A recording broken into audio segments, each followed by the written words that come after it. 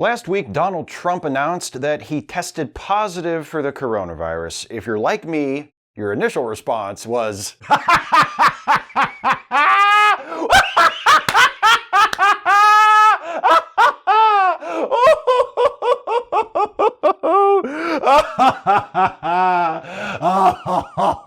my God.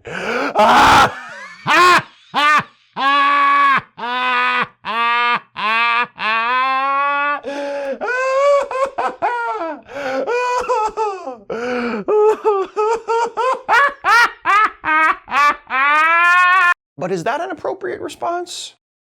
Yes, it totally is! Sorry?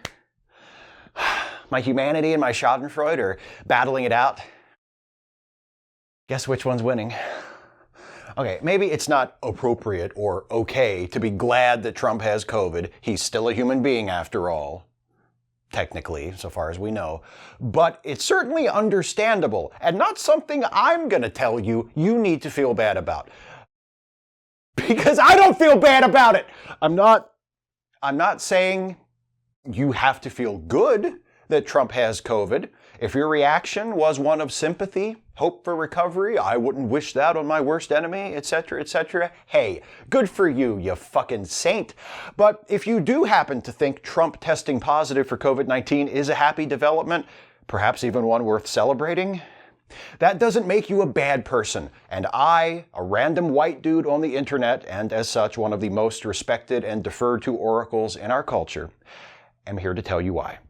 There are several reasons why I think treating Trump's COVID test result as good news is an understandable thing to do, but they all branch off of one big reason, and that big reason is Donald Trump is a horrible person. I know his supporters will insist on framing that as a biased partisan political statement, but it's not. And also, I don't care how Trump supporters frame it, because they're horrible people too. What's your excuse now? Is it still economic anxiety? Okay. Let's do a quick review.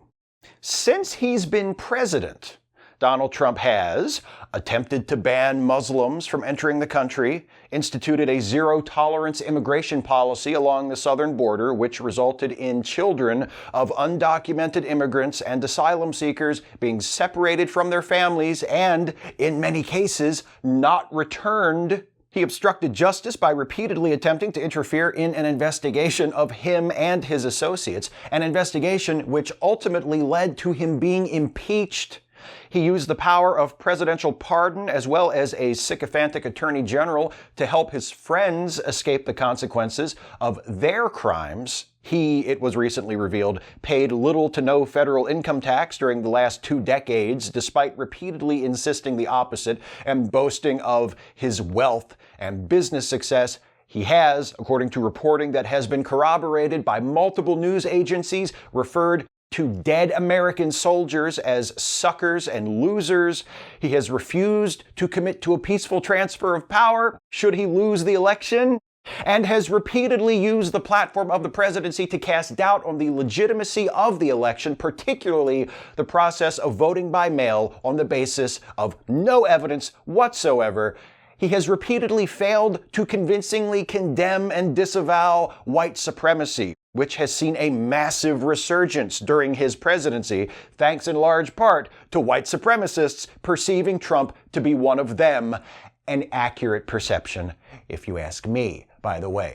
And he has presided over a cruel, misguided, and inexcusably botched federal response to the coronavirus pandemic that has resulted in the deaths of more than 200,000 Americans so far. And those are just the lowlights of the lowlights. Think of how much I left out. Which of those things is only bad when viewed through a politically partisan lens? Is there something about the government taking people's children without justification and not giving them back that makes it okay if you're a Republican? There's apparently something about being a Republican that makes it seem okay, but that's not what I'm talking about. My point is, the things about Donald Trump that make him a shitty person, the things he said, the actions he's taken or refused to take, ought to be perceived as bad no matter where you stand on the political spectrum. You say you're a small government conservative who believes in low taxes and laissez-faire economic policy? Okay. What about that makes it okay to court the Nazi vote? Trump's supporters have continued to hand-wave his many offenses and character flaws, but that doesn't mean the rest of us have to go along with it. Trump is continuously doing and saying cruel, ignorant, irresponsible things that hurt people and threaten the future of the country. Calling him a horrible person isn't a partisan political statement. It's a statement of fact. Okay, it's not a statement of fact, it's an opinion, but it's an opinion that doesn't depend on any particular political viewpoint to make sense. There. You happy?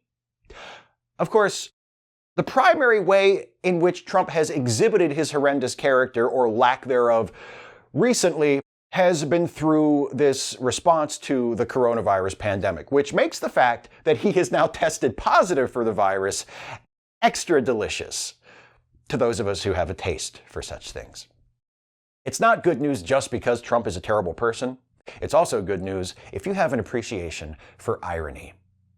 Last week, Cornell University released a study which found that Donald Trump was, quote, likely the largest driver of COVID-19 misinformation. He has consistently downplayed the threat of the virus, even though we now know, thanks to recorded interviews with Bob Woodward, that Trump was fully aware of how dangerous the virus was from the beginning.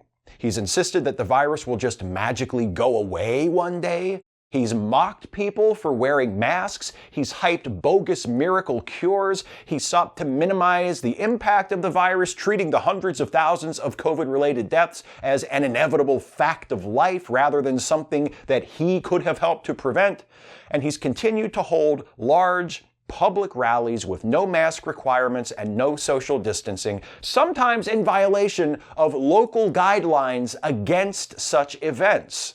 In other words, the guy who spent the last 6 months responding to the virus by telling everybody that it's not a big deal has got the virus. I don't believe in karma, but it's nice how sometimes things just sort of work out. You know?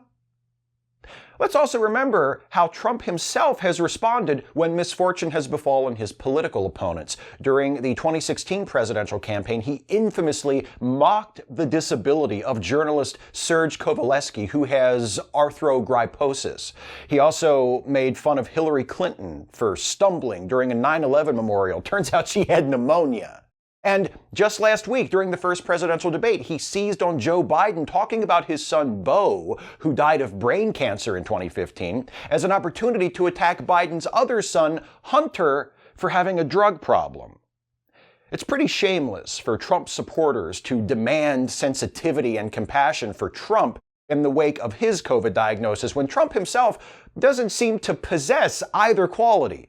It's especially shameless since so many of them seem to regard his utter lack of those qualities as a strength. Then again, shamelessness is a quality Trump possesses in abundance, and most of his supporters seem to admire that about him too. Now, like I said, if your reaction to hearing that Trump has COVID and is apparently showing symptoms and might even die is less giddy elation and more somber concern for the life of a fellow human being, however contemptible that human being may be, I'm certainly not going to think less of you for that. You're probably a better person than I am. However, I am at the very least going to make this suggestion. Keep your well wishes to yourself.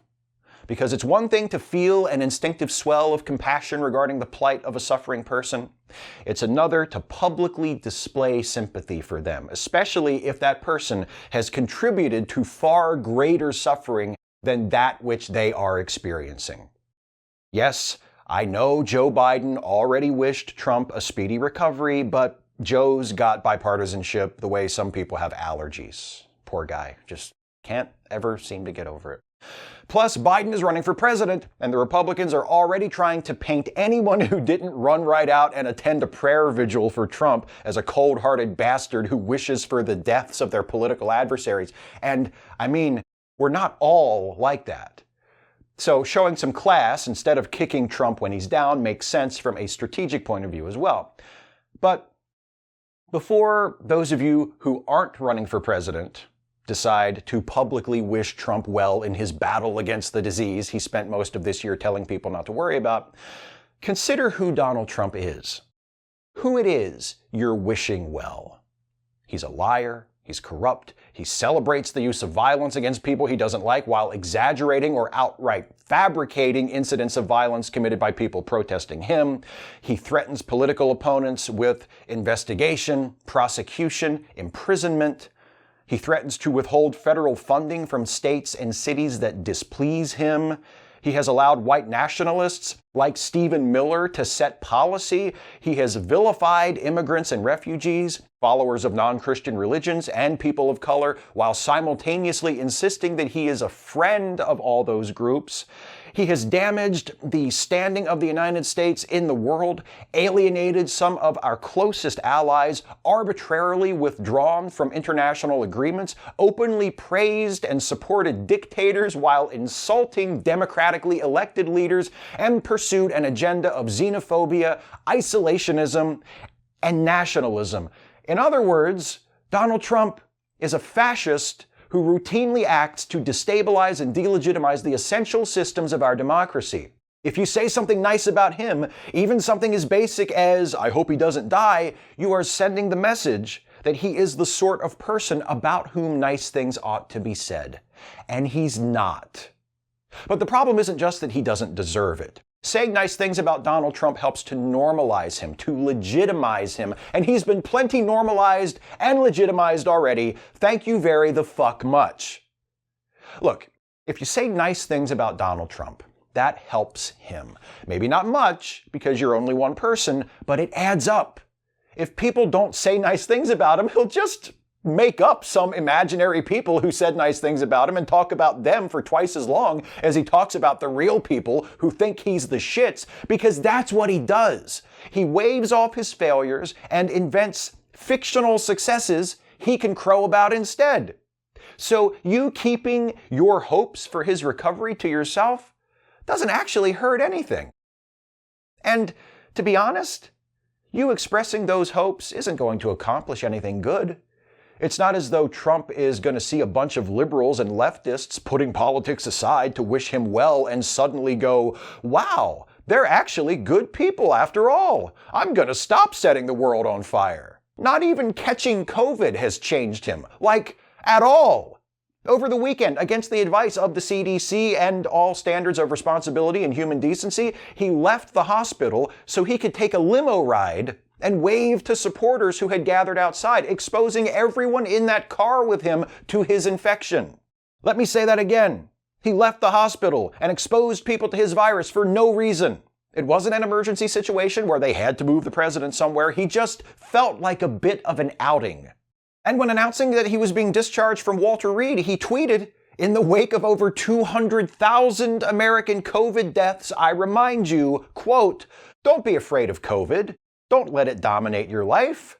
He hasn't learned anything. He can't learn anything. And apparently, even after the President of the United States and several people who work for him and multiple Republican senators contracted the virus, the Trump officials who run the White House aren't changing any protocols to protect others from infection either.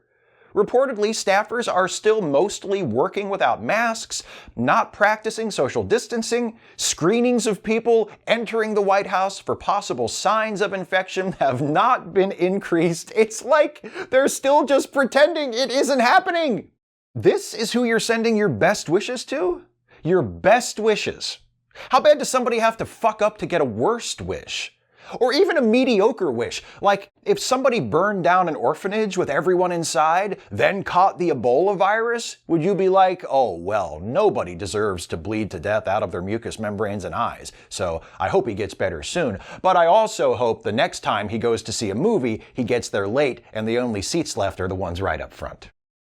Although, who knows when he could even go see a movie next, since people aren't really seeing movies in theaters right now because of the pandemic. That is still a national public health emergency thanks to the callousness and incompetence of the president, to whom you're wishing a speedy recovery. Fuck you, speedy recovery sign guy. Trump's a bad person. And the people who work for him and support him are bad people. He's a reckless, irresponsible, narcissistic, ignorant, malicious, very, very, very bad person who is never, ever going to change. And you know that, right? You're only really saying nice things about Trump so that the rest of us can see you doing it and know how gracious you are, how you're willing to put your personal feelings aside and take the high road and say, hey, not even Donald Trump deserves to contract a potentially deadly virus. Come on, let's all try to be better than that. You're not saying it for Trump. You're saying it for you, aren't you?